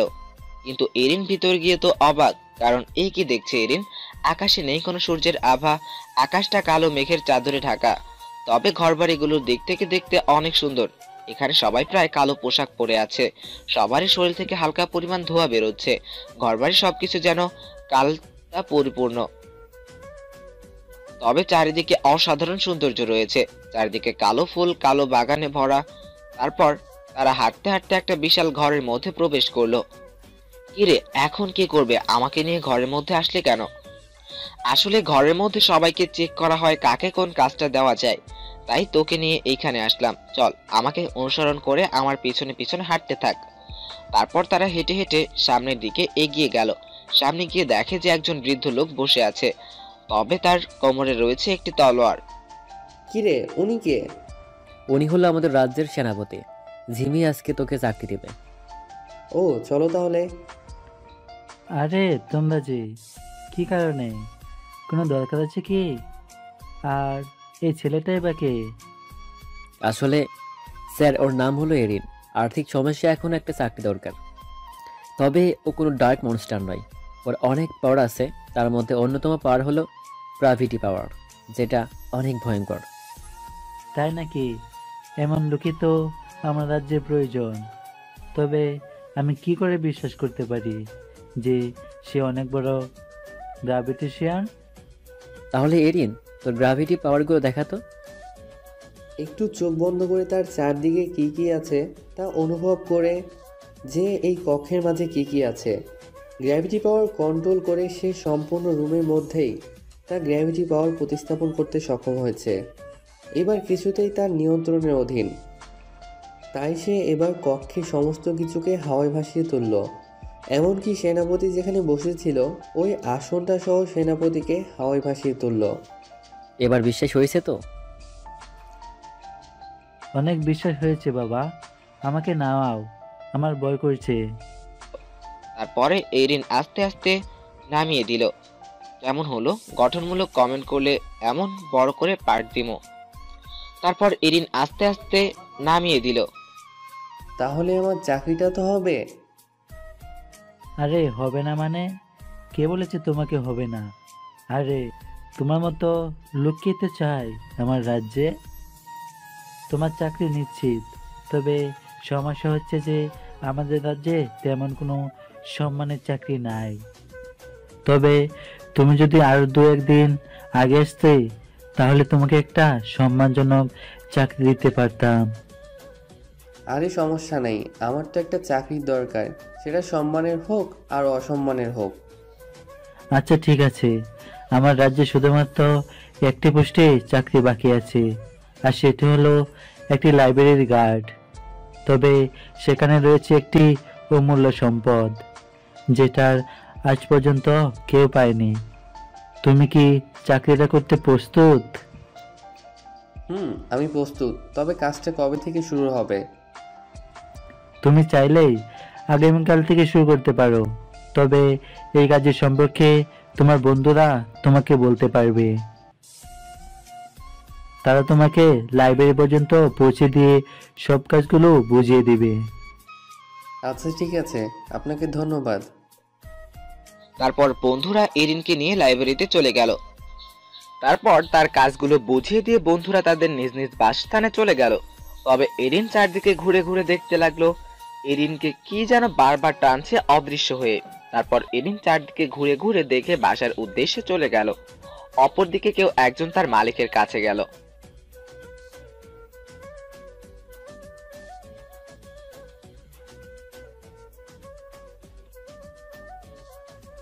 হ্যাঁ, ভিতরে আসো। আর কি বলবে তাড়াতাড়ি বলো, আমার কাজ আছে। আসলে মালিক, আমাদের অনেক দিনের প্রতিজ্ঞা পূরণ হতে যাচ্ছে। আপনি যার প্রতিজ্ঞা করেছিলেন সে এসে গেছে। এখন আমাদের পরবর্তী পদক্ষেপ কি নিতে হবে সেটা আজ না কাল দেখা যাবে। তার দ্বারা তো আমাদের স্বার্থ উদ্ধার হয়েছে, তবে আমাদের বেশি দেরি করলে হবে না। খুব শীঘ্রই আমরা আমাদের প্রতিজ্ঞা ফল পেতে যাচ্ছি। অপরদিকে এরিন সমস্ত কিছু চোখ বুলিয়ে বাসার দিকে চলে গেল। এরিন বাসার সামনে গিয়ে দেখলো যে তার মা দরজার পাশে বসে হেলান দিয়ে তার জন্য অপেক্ষা করতেছে। এরিন আর কিছু না বলে তার মায়ের সামনে গিয়ে দাঁড়ালো। মা, কি হয়েছে? তুমি এখানে এভাবে বসে আছো কেন? কোথায় গিয়েছিলি বাবা? তোর জন্য আমার খুব চিন্তা হচ্ছিল। কোন সকাল থেকে বাহির হয়েছিস আর মাত্র ফিরলি? এতক্ষণ কোথায় ছিলি? আসলে মা, একটা চাকরির জন্য গিয়েছিলাম। আসলে বাবা তো অসুস্থ, তাই আর চাকরিতে যেতে পারবে না মনে হয়, তাই একটা চাকরি খুঁজছিলাম। অবশেষে চাকরিটা পেয়ে গেছি। এত তাড়াতাড়ি কি তোর চাকরি করার দরকার ছিল? তোর বাবা তো কিছুদিনের মধ্যেই সুস্থ হয়ে যাবে। শুধু শুধু এত কষ্ট করে তোর দরকার নেই। তার থেকে ভালো তোর চাকরি করতে হবে না। আরে মা, ফ্রেন্ড তো অসুস্থ, তাই চাকরি করতে পারলে তো পরে সমস্যা হতে পারে। তাই বাবা চাকরি না করাটাই ভালো। এজন্য এখন থেকে আমি চাকরি করব। আর কিছু বলবে না কিন্তু, বলে দিলাম। আচ্ছা সমস্যা নেই, আয় খেতে বস। কবে থেকে তোর কাজ শুরু হবে? কাল থেকে মা। আচ্ছা মা, খাবার দাও, খুব ক্ষুধা পেয়েছে। তারপর এরিন খাবার দাবার খেয়ে ঘুমিয়ে গেল। পরের দিন সকালবেলা এরিন তার বাবা মায়ের কাছ থেকে বিদায় নিয়ে কাজের উদ্দেশ্যে রওনা হয়ে গেল। তারপর লাইব্রেরিতে চলে গেল এবং তার নিজস্ব কাজ করতে থাকে। এভাবেই দিন সে তার কাজ করতে থাকে। কেটে গেল কয়েকটা দিন। আজ এই রাজ্যের রাজকুমারী আসবে, তাই সবচেয়ে বেশি সুরক্ষার জন্য এরিনের উপর দায়িত্ব পড়ল। এরিন সেইভাবে দায়িত্ব পালন করতে থাকলো। একসময় রাজকুমারী আসলে এরিন অভ্যর্থনা জানিয়ে তাকে ভিতরে আসার আমন্ত্রণ জানায়। তবে রাজকুমারীর এরিনকে বেশি পছন্দ করলেন না। তারপর এরিনকে রাজকুমারী গরম চোখে তাকিয়ে চলে গেল ভিতরে। এইভাবে চলতে থাকে অনেক দিন, কিন্তু এরিনের মুখে মুখোশ থাকার কারণে আজ পর্যন্ত রাজকুমারী কোনোদিন তাকে দেখতে পায়নি। হঠাৎ একদিন কোনো ক্রমে রাজকুমারী এরিনের মুখ দেখতে পেল। তাতে তো রাজকুমারীর চোখ ভিতরে যাবার উপক্রম। যারা সিজন 1 পড়েছেন তারা এই জায়গাটা কিছুটা বুঝতে পারছেন, তাই আর আমি জায়গা বর্ণনা দেব না, সরাসরি চলে যাব পরবর্তীতে। এইভাবে চলতে থাকে অনেকটা দিন। এর মাঝে এরিন ও রাজকুমারীর সম্পর্ক গভীর হয়ে যায়। তারা দুইজন দুজনকে তুই ভালোবাসা যে বলার মতো না, যেন তারা একজন আরেকজনকে ছাড়া বাঁচবে না। এর মাঝে এরিনের সাহায্য হাতিয়ে নিল একজন সেই মূল্যবান পাথরটি। যারা সিজন 1 করেছেন তারা এই কাহিনীটা বুঝতে পারছেন। এভাবে চলতে থাকে অনেকটা দিন। আজ এরিন কাজ শেষে রাজকুমারীর সাথে কিছু সময় আড্ডা দিয়ে বাসার উদ্দেশ্যে চলে গেল, কিন্তু বাসায় গিয়ে তো সে অবাক হয়ে গেল। কারণ তার বাসা সম্পূর্ণ ভেঙে পড়ে আছে। মনে হচ্ছে বাসাটাকে কেউ ঘিরে কোনো বিশাল বড় যুদ্ধ হয়েছে, কিন্তু এটা বুঝতে পারছে না যে এইখানে এসব কে করিয়েছে। এরিন যতটুকু জানে তা হলো এখানে কেউ আসতে পারবে না, অথবা এই জায়গাটা সম্পর্কে কারো কোনো ধারণা নেই। তাহলে কে আসলো আর এসেই বাসাটা ভেঙে ফেললো? হঠাৎ এরিনের মা বাবার কথা মনে হতেই তার আত্মা কেঁপে গেল, কারণ বাসার ভেতরে তো তার বাবা মা থাকার কথা। তাহলে কি তার বাবা মার কিছু হয়েছে? এরিন সব আসবাবপত্রগুলো সরিয়ে ভিতরে ঢুকে দেখে যে তার বাবা মা কেউই নেই। কোথায় গেল বাবা মা? আরে বাসার এই অবস্থা কে করেছে? এরিন, আমার মনে হচ্ছে বাড়িটার উপর কেউ আক্রমণ করেছে এবং তোমার বাবা মা কেউ উঠিয়ে নিয়ে গেছে। কিন্তু কে করতে পারে এসব, তার সম্পর্কে আমাদের ধারণাই নেই। এরিন কথা শুনেই বাবা বলে কি জোরে চিৎকার দিল। এই প্রথমবার সে তার বাবাকে বাবা বলল। তার চোখ দিয়ে অঝরে পানি পড়তে থাকে। এখানে কি হয়েছে তার সম্পর্কে তার বিন্দুমাত্র ধারণা নেই। কি করেছে তার এইসব? কি এমন ক্ষতি করেছিল সে? তার তো জানা মতে সে কারো ক্ষতি করেনি। তাহলে কে তার এত বড় ক্ষতিটা করলো? এরিন কিছুতেই তাকে ছাড়বে না। তারপরে এরিন চারদিকে খুঁজে লাগলো, যদি সে কিছু পায় তাহলে সে তার বাবা মার অবধি পৌঁছাতে পারবে। অনেকক্ষণ খোঁজাখুঁজির পর একটি সাদা পালক পেল। এরিন পালকটাকে চোখের সামনে দেখতে থাকলো। সে পালকটিকে স্টিকি এর দিকে ধরলো। স্টিকি, দেখো তো এটা কিসের? এটা কি কোনো পাখির? স্টিকি ভালো কিনা দেখতে থাকলো। অনেকক্ষণ পালকটাকে এদিক সেদিক ঘুরিয়ে এরিনের দিকে তাকিয়ে বলা শুরু করলো, আরে এটা তো একটা অ্যাঞ্জেলের ডানার পালক, কিন্তু এটা এখানে আসবে কি করে? আর মানে কি অ্যাঞ্জেলাই তোমার বাড়িতে আক্রমণ করেছিল আর তারাই তোমার বাবা মাকে ধরে নিয়ে গেছে? এখন আমরা কি করব বলো? এক কাজ করি, চলো আমরা অ্যাঞ্জেল রাজ্যে চলে যাই। তারপর আমরা সেখান থেকে আমাদের বাবা মাকে উদ্ধার করে আনবো। তুমি কি বলো, আমরা কি সেখানে যাব? আমাদের তো সেখানে যাওয়া উচিত। তবে কখন থেকে যাত্রা শুরু করবে? চলো এখান থেকে যাত্রা শুরু করা যাক। আমার তো মা বাবার জন্য অনেক চিন্তা হচ্ছে। না জানি তারা এখন কেমন আছে, কি করছে। চলো তাহলে। কিন্তু আমি তো অ্যাঞ্জেল রাজ্য চিনি না। তুমি কি চিনো? আমি চিনি। চলো তাহলে। তারপরে স্টিকি একটি পাখির রূপ নিল। তার শরীরের সম্পূর্ণ রং সোনালী কালারের, এমনকি তার ডানাগুলো সোনালী কালারের। চোখগুলো লাল, দেখতে কিছুটা সুন্দর হলেও চোখগুলো দেখে অনেক ভয় পেয়ে যাবে। তারপরে এরিন স্টিকির পিঠে চড়ার সাথে সাথে সে অ্যাঞ্জেল রাজ্যের দিকে রওনা হয়ে গেল। অবশ্যই স্টিকি যত তাড়াতাড়ি সম্ভব যেতে চেষ্টা করতেছে, কিন্তু কথায় আছে না যে বিপদের সময় তাড়াতাড়ি পথ শেষ হয় না। ঠিক তেমনই এরিনরা যতদূর আগাচ্ছে মনে হচ্ছে যেন তার খুব ধীরে ধীরে আগাচ্ছে। কিন্তু এদিকে এরিনের তো বুক ফেটে কান্না আসে যাবার উপক্রম। অনেক কষ্টে সে কান্না থামিয়ে রাখছে। এদিকে এরিন মনে মনে শুধু একটি কথাই ভাবছে, তার তো কিছুদিন আগেই এঞ্জেল কিং এর সাথে লড়াই করা হয়েছে। এরিন এর মন বলতেছে যে তার সাথে শত্রুতা করে তার বাবা মাকে আক্রমণ করে নিয়ে গেছে, কিন্তু আমাদের এরিন তো আর জানে না মূল ঘটনাটা কি। এই কথাটি মনে মনে ভাবছে আর বলছে সে যে এঞ্জেল কিং এর কাছে ক্ষমা চেয়ে তার বাবা মাকে ফেরত আনতে পারে। কিন্তু এঞ্জেল কিন্তু অন্যরকম ভাবছে, তা কল্পনার বাইরে। আচ্ছা এসব বাদ দেন, পরে সব কথা বলা যাবে। এখন চলুন গল্পে ফেরা যাক। অনেকক্ষণ যেভাবে চলার পর এরিন সামনে দেখতে পেল যে তারা এঞ্জেল রাজ্যের মূল ফটকের প্রায় কাছাকাছি পৌঁছে গেল। এরিন এবার মনে মনে খুব খুশি হলো। এবার স্টিকিকে উদ্দেশ্য করে বলতে থাকলো, স্টিকি, একটু জোরে চলো, দেখো সামনে আমাদের গন্তব্যের মধ্যে এসে গেছি। তারপর স্টিকি গিয়ে মূল ফাটকের সামনে দাঁড়ালো। এবার স্টিকির পিঠ থেকে নামলো। এবার এরিন স্টিকির পিঠ থেকে নেমে মূল গেটের নিকটে গেল। গিয়ে দেখতে থাকলো কিভাবে এটা খোলা যায়। অনেকক্ষণ এদিক সেদিক দেখার পরেও এরিন কোনো উপায় খুঁজে পেল না। স্টিকি, এটাকে খুলবো কিভাবে? এটা তো খোলার কোনো উপায় নেই। এইদিকে তার বাবা মার কথা মনে হলে সে আরো অস্থির হয়ে যায়। কি করবে কি না করবে সে ভেবে পাচ্ছে না। নিজের রাগ ঝাড়ার জন্য কিছুই খুঁজে পাচ্ছে না। এইদিকে তার চোখ দিয়ে জল বেরোচ্ছে। একটু সামনে গিয়ে দেখলো একটি গাছ আছে। এবার আর গাছটির সামনে গিয়ে জোরে জোরে কিল ঘুষি দিতে থাকলো। 3 থেকে 4টা কিল দেওয়ার সাথে সাথেই এই গাছটি ভেঙে পড়লো। এখানে আর কোনো গাছ বা আসবাবপত্র নেই, তাই না রাগ করার মতো কোনো কিছু না পেয়ে গেটের সামনে গিয়ে জোরে জোরে কিল দিতে থাকলো। এদিকে এরিনের কিলের শক্তিতে পুরো রাজ্য কাঁপতে থাকে। কিছুক্ষণের মধ্যেই সম্পূর্ণ রাজ্য এর সকল স্থান থরথর করে কাঁপতে থাকে। এদিকে রাজ্যে অনেক ভূমিকম্প হওয়ার ফলে কিং একটু দুশ্চিন্তায় আছে। কি হচ্ছে কি না হচ্ছে সে কিছুই বুঝতে পারছে না। এদিকে গেটের হাল নাজেহাল। আর কয়েকটা কিল দিলেই হয়তো ভেঙে যাবে। আর 2টা কিল দেওয়ার সাথে সাথে গেটের সম্পূর্ণ অংশ ভেঙে টুকরো হয়ে পড়ল। এইবার এরিনের মুখ দেখা গেল এক চিলতে সুখের হাসি। এবার এরিন স্টিকিকে পকেটের ভেতরে রাজ্যের ভিতরে যাওয়ার জন্য প্রস্তুত হলো। এবারে রাজ্যে ঢুকে পড়ো কিছু দূর যেতেই সে মানুষজনের চিৎকারের শব্দ শুনতে পারল। আর একটু সামনে এগোতেই এরিন যা দেখলো তাতে তো এরিনের হুঁশ উড়ে যাবার উপক্রম। কারণ এরিন যখন সামনে এগোলো তখন সে দেখলো যে রাজ্যের প্রতিটি ঘরেই অনেকটা ক্ষয়ক্ষতি হয়েছে। কারণ হিসেবে থাকলো কিছুক্ষণ আগে রাজ্য ঘটে যাওয়া এরিন সৃষ্টি ভূমিকম্পটি। তবে এরিন এইটা সম্পর্কে তেমন বুঝতে পারল না। একটু সামনে এগোতেই দেখলো যে রাজ্যের সকল লোকগুলো নিজেদের গৃহত্যাগ করে বাইরে বের হয়ে ফাঁকা জায়গায় চেঁচামেচি করছে। এরিন কিছু না বলে সামনে এগুতে থাকলো। এদিকে এরিনের মুখে মাস্ক থাকার কারণে রাজ্যের সকল লোক তাকে সন্দেহ করতেছে। তাই এরিনকে সন্দেহের বশে তারা চারদিক রাজ্যের প্রজারা ঘিরে ধরলো। কে আপনি এখানে কি করছেন? এর আগে তো মনে হয় যে আপনাকে কোথাও দেখেছি। আপনার পরিচয় দিন আগে। আচ্ছা বলছি, অপেক্ষা করেন। তারপর এরিন তার মুখের মাস্কটা সরালো।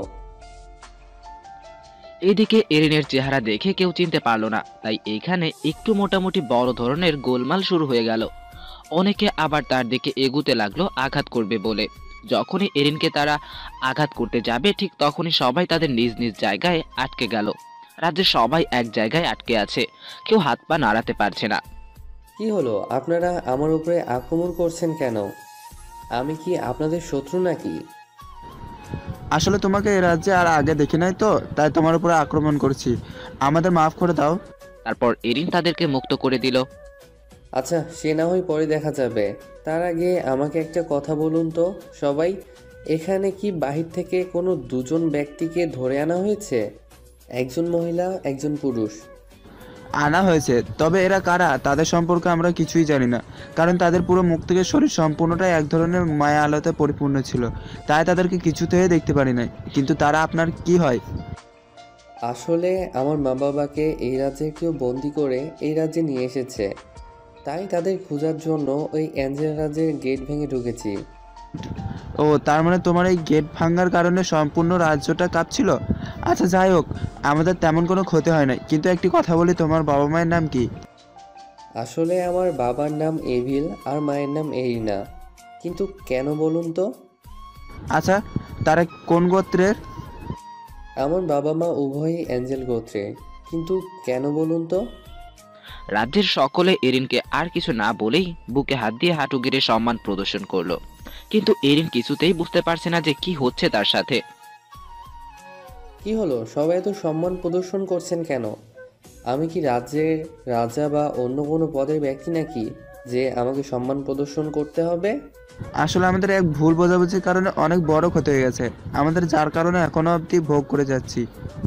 কি এমন হয়েছিল আপনাদের রাজ্যে যার জন্য আপনারা সকলে অনুতপ্ত হয়ে আছেন? আসলে আমাদের রাজ্যের রাজার নাম ছিল এরিফ, রানীর নাম ছিল এরিনা। কিন্তু কোনো এক ভুল বোঝাবুঝির কারণে আমরা তাকে আমাদের রাজ্য থেকে অপমান করে বাইর করে দিয়েছিলাম। তারই ফল ভোগ করতে হচ্ছে আমাদের। কি হয়েছিল সেদিন? তারপর কি কি হয়েছিল সবকিছু এরিনকে খুলে বলল। আপনারা যারা সিজন 1 পড়েছেন তারা হয়তো বুঝতে পারছেন কি কি বলছিল, তাই আমি আর এক কথা বারবার রিপিট করলাম না। কি বলছেন আপনারা? কিছুদিন আগেও তো মা আমাকে এই ধরনের একটা গল্প শুনিয়েছিল। তার মানে কি এটাই সেই গল্পের বাস্তবিক কার্যকারী দিক? তার মানে এই রাজ্যের রাজা আমার বাবা আর আমার মা রাজ্যের রানী? আর আমার মা বাবার রাজ্য থেকে বিতাড়িত হওয়ার মূল দোষী হলেন আমার মামা। আমি তো তাকে ছাড়বো না। আগেরবার আমি তাকে মাফ করে দিছিলাম, কিন্তু সে আর এবার মাফ পাবে না। অপরদিকে রাজা কিছুক্ষণ আগ পর্যন্ত খুশি ছিল, কারণ তার হাতে বন্দী আছে এরিনের বাবা মা। অবশ্য সেটা জানি না যে এরিনকে, আর তাদের সাথে এইভাবে সম্পর্কটাই বা কি। কিন্তু কিছুক্ষণ আগে ঘটে যাওয়া ভূমিকম্পের ফলে রাজা চোখে মুখে কিছুটা আতঙ্কের ছাপ দেখা দিচ্ছে। কারণ এর আগে কোনোদিন এঞ্জেল রাজ্যে ভূমিকম্প হয় নাই, এটাই প্রথম ভূমিকম্প। তাই কিং এর কিছুটা দুশ্চিন্তা হচ্ছে। তার মন বারবার তাকে বলছে যে তুই আর বেশিক্ষণ বাঁচবি না। এদিকে কেউ একজন রাজার রুমে প্রবেশ করার জন্য অনুমতি চাচ্ছে। রাজা তাকে ভিতরে আসার অনুমতি দিলে সৈনিকটি ভিতরে আসে। মহারাজ, আপনার জন্য একটা দুঃসংবাদ আছে। আমাদের রাজ্যের একটা মূল ব্যারিয়ারের একটা গেট আছে, যেটা আজ পর্যন্ত আপনি কেন রাজ্যের কেউ খুলতে পারে নাই। কিন্তু আজ হঠাৎ কিছুক্ষণ আগে থেকে লক্ষ্য করলাম যে গেটটা ভেঙে দুমড়ে মুচড়ে আছে। এখন এটা কিভাবে হলো তা আমরা জানি না। এখন বলুন তো আমাদের করণীয় কি? তোমাদের কিছু করতে হবে না, তুমি রথ বাহির করো, আমি জায়গাটা পরখ করার জন্য যাব, সাথে কয়েকজন প্রহরীকে যেতে হবে, তুমি তাড়াতাড়ি গিয়ে ব্যবস্থা করো। তারপর সৈন্যটি চলে গেলে তার কাজগুলো করার জন্য। অপরদিকে আজ এরিনকে সবচেয়ে বিধ্বস্ত মানুষ বলে মনে হচ্ছে, কারণ যেই সাথে তার বাবা মার কথা মনে হতেই এরিন যেন বুক ফেটে কান্না আসার উপক্রম। আজ সে এঞ্জেল কিং কে কোনো মতে ছাড় দেবে না, আজ তার যথাযথ শাস্তি পেতেই হবে। এরিন রাজ্যের সকলের সাথে পরিচিত হতে থাকলো। এদিকে এরিনের ব্যবহারে সবাই প্রায় মুগ্ধ।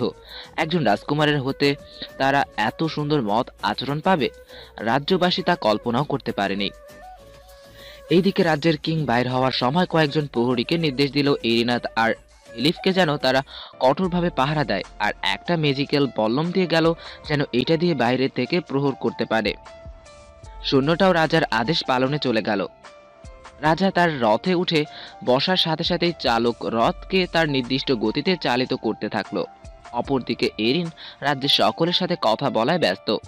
এদিকে কিং এর রথ রাস্তা দিয়ে যাওয়ার সময় একটি ফাঁকা জায়গায় অনেক লোক দেখে রথ চালককে নির্দেশ দিল ওই জায়গায় যাওয়ার জন্য। রথ চালকও তাই করলো। রথ চালক ওই দিকে যেতে লাগলো। কিছুক্ষণের মধ্যেই রথ তার গন্তব্য গিয়ে পৌঁছালো। কিং রথ থেকে নামার সাথে সাথে সবাই তাকে সম্মান প্রদর্শন করলো। এরিনও সম্মান প্রদর্শন করলো। এখানে কি হয়েছে, সবাই একসাথে দাঁড়িয়েছেন কেন? আসলে মহারাজ, কিছুক্ষণ আগে একটা বড় ধরনের ভূমিকম্প হয়েছিল, তাই আমরা সবাই ঘরে থাকতে অনেক ভয় পেয়ে গেছিলাম, তাই বাইরে ফাঁকা জায়গায় আশ্রয় নিতে বাধ্য হয়েছি। ও আচ্ছা, তো এখন তাহলে ঠিক আছে, এখন তো ভূমিকম্প কমেছে, তাই আপনারা ইচ্ছে করলে নিজ নিজ গৃহে অবস্থান নিতে পারেন। জি জি, আচ্ছা ঠিক আছে মহারাজ। তারপর সবাই তাদের নিজ নিজ গৃহের ভিতর অবস্থান নেওয়ার জন্য চলে যেতে থাকলো। এরিনও তাদের সাথে যেতে থাকলো। এদিকে কিং সবাই চলে যাওয়ার দিকে এক নজর থেকে আবার ঘটনাস্থলে যাওয়ার জন্য রথে উঠে বসলো। কিছুক্ষণের মধ্যেই কিং সেখানে ঘটনাস্থলে গিয়ে পৌঁছালো। কিন্তু কিং যা দেখলো তাতে তো তার হুঁশ উড়ে যাওয়ার উপক্রম, কারণ গেটটা সম্পূর্ণ ভেঙে দুটুকরো হয়ে আছে, আশেপাশের ব্যারিয়ারগুলোও নর্মাল হয়ে গেছে। এদিকে কিং এর মাথায় যেন অজস্র চিন্তা ঢুকে পড়েছে। হঠাৎ কিং এর মনে পড়লো এরিনা এলিভের কথা, তাই কিং তাড়াতাড়ি রাজ্যের দিকে যেতে লাগলো।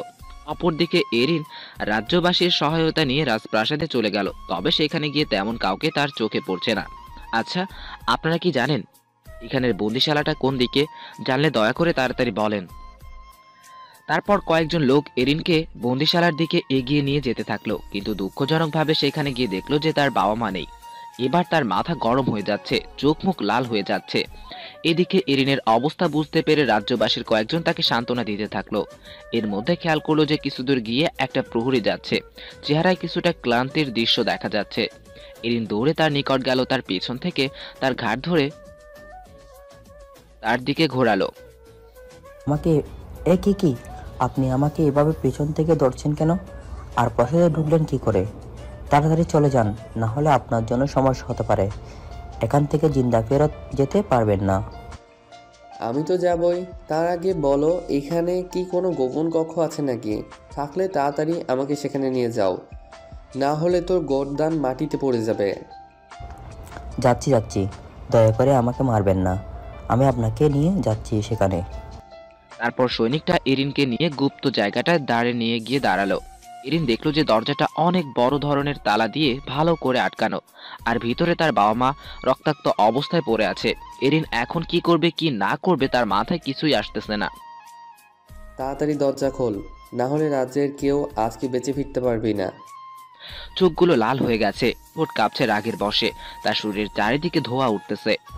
আসলে এটি আমাদের মহারাজ কোনো এক শক্তিশালী মায়াবী জাদু দিয়ে তালাটি বানিয়েছেন, তাই আমার পক্ষে ভাঙা সম্ভব না। তাছাড়া এতক্ষণ এদেরকে আঘাত করে করে আমি ক্লান্ত হয়ে গেছি, আমি পারবো না, আমি যাচ্ছি। এদিকে এরিন সৈনিকটির শেষের কথাটি শুনে আর রাগ নিজের উপর কন্ট্রোল করতে পারল না। এবার সৈনিকটিকে মাটিতে ফেলে এক পা দিয়ে জোরে চাপ দিয়ে ধরল, আর এক হাত দিয়ে সৈন্যদের মাথায় জোরে এক টান দিল। সাথে সাথে শরীর থেকে মাথা আলাদা হয়ে গেল।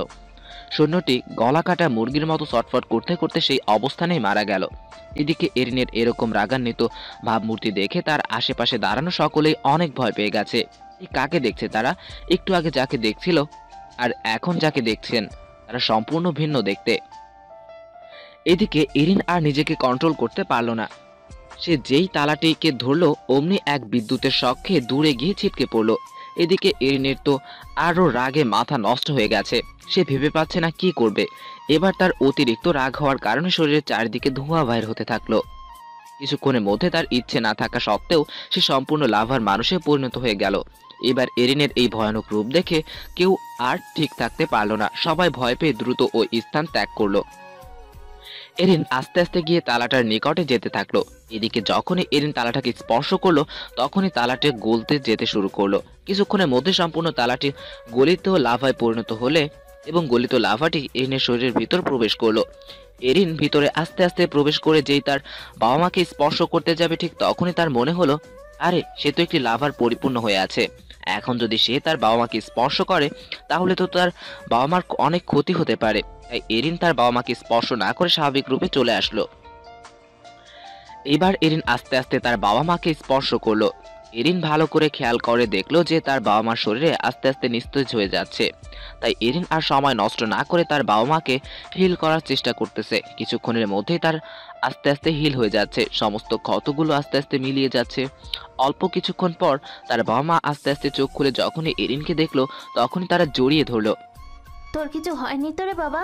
তুই এখানে আসতে গেলি কেন? ওরা অনেক খারাপ, তুই এখান থেকে চলে যা, ওরা তোর অনেক ক্ষতি করতে পারে। কে কার ক্ষতি করবে সেটা পরে বোঝা যাবে। তাদের পাপের ফল তাদের ভোগ করতেই হবে। আজকেই তাদের পাপের ফল ভোগ করবে। হঠাৎই একটা তলোয়ার এরিনের দিকে আসতে লাগলো। যখনই তার শরীরে লাগবে এমন অবস্থায় হঠাৎই তলোয়ারটা থেমে গেল। এদিকে রাজ্যের রানী অর্থাৎ সাকিব এর মেয়ে এরিনের দিকে এই আক্রমণ করেছিল, কিন্তু এরিনের আগে থেকে গ্র্যাভিটি পাওয়ার নিয়ে চারদিকে বেরিয়ার দেওয়ার কারণে আক্রমণ তার শরীরে না লেগে কিছু দূর থেমে গেল। অবশ্য এরিন আগেই জানতো যে তাদের উপর হঠাৎই আক্রমণ হতে পারে, তাই এইরকম প্রোটেকশন বেরিয়ার আগে থেকেই দিয়ে রাখছিল। এবার তলোয়ারটা আস্তে আস্তে ঘুরে রানীর দিকে তাক হতেই রানী অনেকটা ভীত হয়ে গেল। এবার এরিন তলোয়ারটা রানীর দিকে ইশারা করতেই তলোয়ারটা রানীর দিকে যেতে লাগলো। যখনই তলোয়ারটা তার শরীরে লাগবে এমন সময় রানী জায়গা থেকে তাড়াতাড়ি সরে যেতে থাকলো, কিন্তু শেষ রক্ষা আর হলো না। তলোয়ারটা তার এক হাত গিয়ে লাগলে ওই হাতটি ছিঁড়ে গিয়ে দেওয়ালে গেঁথে যায়। এরিন, তুই কি করছিস? তুই মাফ করে দে বাবা, এরা বুঝতে পারেনি, এরা তো ছোট মানুষ, মাফ করে দে বাবা, ওরা তো সম্পর্কে তোর মামি হয়। এটা তোমার কাছে ছোট হতে পারে কিন্তু আমার কাছে নয়। আর বিশ্বাসঘাতক কখনো আমাদের আত্মীয় হতে পারে না। তবে শুধুমাত্র তোমরা বলছো দেখে তাকে মাফ করে দিলাম। এরিন তার মায়ের দিকে তাকিয়ে তাকে চলে যেতে বলছে। রানীও এরিনের কথা মতো চলে গেল। এরিন তার বাবা মাকে নিয়ে আস্তে আস্তে রাজপ্রাসাদের থেকে বাইর হতে থাকলো, কিন্তু যখন তারা মূল গেট থেকে বাইর হলো তখনই খেয়াল করলো যে গেটের বাইরে প্রান্ত অনেক সৈন্য আছে, যাদের দলগুলোর দিকে খেয়াল করলে কিছুটা পিঁপড়ার দলের মতো লাগে। কি হয়েছে? আমরা তো আমাদের জায়গায় চলে যাচ্ছি। তাহলে আপনারা কেন আমাদের সাথে যুদ্ধ করতে এগিয়ে আসছেন? আমরা তো যুদ্ধ করতে চাচ্ছি না, আমরা তো নিজ নিজ দায়িত্বে চলে যাচ্ছি। আমাদের রাস্তা দিন, আমরা চলে যাব। আমরা আপনার রাজ্য নিব না। তা বললে তো হবে না। তুমি আমার রানীর একটা হাত কেটে দিয়েছো। যতক্ষণ পর্যন্ত তোমার গলা না কাটছি ততক্ষণ পর্যন্ত আমি এখান থেকে নড়ছি না। সরি, এদিকে সবাই তোমার বিরুদ্ধে যুদ্ধ করবে, তোমার পক্ষে একজনও নেই। তুমি কি ভয় পেয়েছো নাকি আমার এই সৈন্যদল দেখে? কিং, আপনি হয়তো আমাকে চিনলেন না। আমি সেই এরিন যার সাথে আপনি নিনজা যুদ্ধ করছিলেন। মনে আছে সেদিনের কথা? এবার কিং কিছুটা ভয় পেয়ে গেল। মনে থাকবে না কেন সেদিনের প্রতিশ্রুতি আজকে পূরণ করে ছাড়বে। সৈন্যরা আক্রমণ করে। এদিকে এরিনের হাসি যেন থামনেই না, সে হাসতেই আছে আর হাসতেইছে। কিং এরিনের দিকে তাকিয়ে বোঝার চেষ্টা করছে কেন এমন হাসতেছে। তুমি হাসছো কেন? আমি কি তোমাকে হাসির কথা কিছু বললাম? তোমার কি কোনো মৃত্যুর ভয় নেই? তোমাদের আশেপাশে সকল সৈন্যদের দেখো কিং, ওরফে মামা। আশেপাশে সকল সৈন্যদের দেখার জন্য তাকালো, কিন্তু কিং তো অবাক হয়ে গেছে। এ কি সৈন্যরা, তোমরা ওদিকে চলে গেলে কেন? তোমরা তোমাদের রাজার কথা অমান্য করছো। তাড়াতাড়ি এদিকে চলে আসো আর তাদেরকে আক্রমণ করো। তোমরা আক্রমণ না করে কি পাশে গিয়ে সুন্দরভাবে দাঁড়িয়ে আছো? এটা কেন করছো তোমরা? তোমরা কি ভুলে গেছো আমি তোমাদের কিং? আর কিং এর কথা সবসময় মানতে হয়। সৈন্যরা সবাই একসাথে হাসতে হাসতে বলতে লাগলো, আমরা তো তখনও আপনাকে কিং মানতাম না, কিন্তু আপনি রাজ্যে সবচেয়ে শক্তিশালী থাকার কারণে আপনাকে কিং হিসেবে মানতে বাধ্য হয়েছিলাম, কিন্তু এখন আর নয়। এখন আমাদের কিং আমাদের সামনে উপস্থিত আছে। কিং, আপনি আমাদের আদেশ করুন, ওই শয়তানের কি ব্যবস্থা করতে পারি। তেমন কিছু করতে হবে না, যা করার আমিই বলছি। তো শালা বাবু, তোমার কাছ থেকে আমি আমার রাজ্য ফেরত নিলাম। তুমি আর তোমার স্ত্রী এক মুহূর্ত আমার রাজ্যে থাকতে পারবে না। এই মুহূর্তেই তোমরা চলে যাও, আর যেন কোনোদিন তোমাদেরকে রাজ্যে না দেখি, মনে থাকবে তো? সাকিবা আর কিং দুজনে একে অপরের দিকে তাকিয়ে একটা অট্টহাসি দিয়ে চলে গেল। এরিনরা তো কিছুই বুঝতে পারল না। এইদিকে এরিনরা যখন রাজ্যের বাইরে যাবার জন্য পা বাড়ালো, ঠিক তখনই তারা খেয়াল করলো যে তাদের চারিদিকে রাজ্যে সকলে গিয়ে ঘিরে ধরেছে। এরিনরা কিছুই বুঝতে পারতেছে না। রাজ্যের সবাই, মহারাজ আপনি কোথায় যাচ্ছেন? আপনারা চলে যাওয়ার পর রাজ্যে অনেক ক্ষতি হয়েছে। আমাদের প্রত্যেকের ঘরে যারা যারা ছোট বাচ্চা ছিল সবাইকে ধরে নিয়ে গিয়েছিলেন অ্যাঞ্জেল কিং, কিন্তু পরে আমরা আমাদের বাচ্চাগুলোকে ফেরত পাইনি। এখনো আমরা বাচ্চাদের কথা মনে হলে কেঁদে রাত করে দেই।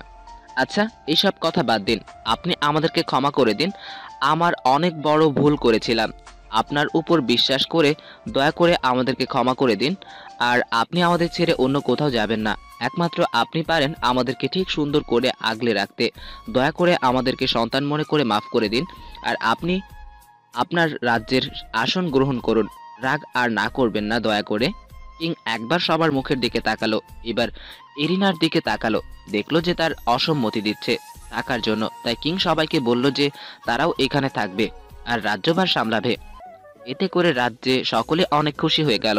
তারপর সবাই তাদের নিজ নিজ কাজে চলে গেল। অপরদিকে নিয়াকে কারা যেন আক্রমণ করতে যাচ্ছে। সবার মুখে কালো কাপড় দিয়ে বাঁধা, তাই নিয়া বুঝতে পারছে না তারা কারা। এদিকে তারা একের পর এক লাইটিং বল ছুঁড়ে মারছে নিয়ায়ের দিকে। এদিকে দিনের বেলায় এত আলো আর লাইটিং বলের আঘাত তেমন সহ্য করতে পারতেছে না, কারণ ডার্করা সবকিছু সহ্য করতে পারে, দিনের বেলাও মোটামুটি সহ্য করতে পারে, কিন্তু দিনের বেলা লাইটিং আঘাতগুলো সহ্য করতে পারে না। তাই অনেকটা এড়িয়ে চলছে, তবে মাঝে মধ্যে দু একটা লাইটিং বল তার শরীরে লাগার কারণে অনেক ক্ষতবিক্ষত হচ্ছে। এদিকে অনেক উঠতে উঠতে অনেক উপরে উঠে গেছে। নিয়া একটু শক্তিশালী হওয়ার কারণে এতক্ষণ সে টিকতে পারছে। অন্য সব ডার্করা হলে এতক্ষণে মারা যেত। এইবার নিয়া খেয়াল করে দেখলো যে কিছু দূরে অনেকটা ভূমির মতো দেখা যাচ্ছে। অবশ্য আকাশের মধ্যে ভূমির দেখা পাওয়া যায় অসাধ্য, সেটা এতদিন নিয়া মনে করত, কিন্তু নিয়া তো আর এত ভালো করে জানতো না যে অ্যাঞ্জেলদের রাজ্যে হ্যাভেন আকাশের মধ্যে। তাই নিয়া হ্যাভেন উদ্দেশ্যে তাড়াতাড়ি যেতে লাগলো। অপরদিকে শত্রুরা হ্যাভেনের দিকে যেতে লাগলো। এদিকে নিয়া হ্যাভেনের মাটিতে গিয়ে নামলো, আর নেমেই তাড়াতাড়ি রাজ্যের ঘর বাড়ির দিকে ছুটতে লাগলো। অবশ্য এই হ্যাভেনে এরিনের দ্বারা গেট ভাঙার কারণ এদিক দিয়ে যেতে পারছে। অপরদিকে শত্রুরাও নিয়ায়ের পিছনে পিছনে আসতে লাগলো। এদিকে এরিন রাজ্যটাকে একটু ঘুরে দেখার জন্য বাইর হলো। স্টিকের পিঠে বসে আকাশ পথে চারিদিকে ঘুরে ঘুরে দেখতে লাগলো। হঠাৎই তার চোখ নিচের দিকে গেলে সে দেখতে পারলো যে নিয়ার মতো দেখতে কেউ একজন তাদের রাজ্যে প্রবেশ করছে, আর পিছনে অনেকগুলো লোক তাকে আক্রমণ করার জন্য দৌড়াচ্ছে। এরিন তাড়াতাড়ি নিচে নামলো। নিয়া এখানে এরিনকে দেখে কিছুটা চমকে গেল, কিন্তু পিছনে আক্রমণকারীদের কথা মনে হতেই দৌড়ে গিয়ে এরিনকে জড়িয়ে ধরলো। কি হয়েছে নিয়া, এখানে কেন? আর এরাই বা কারা তোমাকে আক্রমণ করার জন্য আসতেছে? সে কথা পরে বলছি, তুমি আগে তাদেরকে আটকাও, তারা আমাকে ধরে বাবার কাছে নিয়ে যাবে। বাবার কাছে তো নিয়ে যাব, তাতে কি হয়েছে? অনেক সমস্যা আছে, তোমাকে একটু পরে বলি। তুমি আগে আমার কথাটা শুনো, তাদেরকে তুমি আগে আটকাও। এদিকের লোকগুলো এরিনের নিকটে আসতেই এরিন তাদেরকে থেমে যাওয়ার জন্য বলল, কিরে তুই কে? আমাদের থামালি কেন? তোর সাথে যে আছে তাকে আমাদের হাতে তুলে দে, তাতে তোর মঙ্গল। তোকে তোর জীবন উপহার দিয়ে দিব। এত সোজা নাকি? তারপর এরিন ম্যাজিক পাওয়ার দিয়ে একটা তলোয়ার বানালো আর তাদের দিকে ছুড়ে দিল। তলোয়ারগুলো তাদের সবার মাথাগুলো শরীর থেকে আলাদা করে আবার এরিনের কাছে তলোয়ারটা ফিরে আসলো। মুহূর্তের মধ্যে সকলেই সেখানে মারা গেল। তারপর বলো কি হয়েছে? তুমি আবার দৌড়ে আসছো কেন? আর তোমার বাবা কি করছে? আসলে আমার বাবা একজন শয়তানের উপাসক। তিনি শয়তানের কাছ থেকে একটা শক্তিশালী তলোয়ার পাওয়ার আশায় অনেকগুলো মানুষকে বলি দিয়েছিল। বলি দেওয়ার জন্য অনেকের প্রয়োজন ছিল। অনেক রাজ্যের রাজাকে বাবা লোভ দেখিয়ে তারপর এসব মানুষ জোগাড় করেছে। এখানে মানুষ বলতে মনস্টারকে বোঝানো হচ্ছে।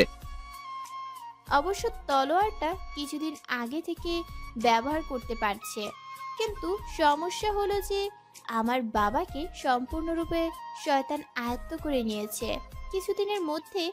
এদিকে বাবার ভিতর থেকে থাকা আত্মাটাকে মেরে ফেলছে। তাই এখন আর বলতে গেলে উনি আর আমার বাবা নয়। এদিকে শয়তানটা আবার আমাকে বিবাহ করতে চায়। আবার কিছুক্ষণ আগে দুজন এঞ্জেল গিয়েছিল আমাদের রাজ্যে। মহিলাটার একটা হাত কাটা আর পুরুষটার রয়েছে। অবশ্য তাদের কথোপকথন একটু বুঝেছি যে তারা অনেক শয়তানের ভক্ত। মূলত তারা আমাকে আক্রমণ করার কথা বলেছিল। আজ নাকি সকল ডার্করা তোমার উপর আক্রমণ করবে। এ কথা আমি দরজার ওপাশ থেকে শুনছিলাম। হঠাৎই দরজার পাশে থাকা ফুলদানিটা নিচে পড়ে গেল। তারা শব্দ এর দিকে অনুসরণ করে তাকাতেই আমাকে দেখে ফেলে। তাই আমি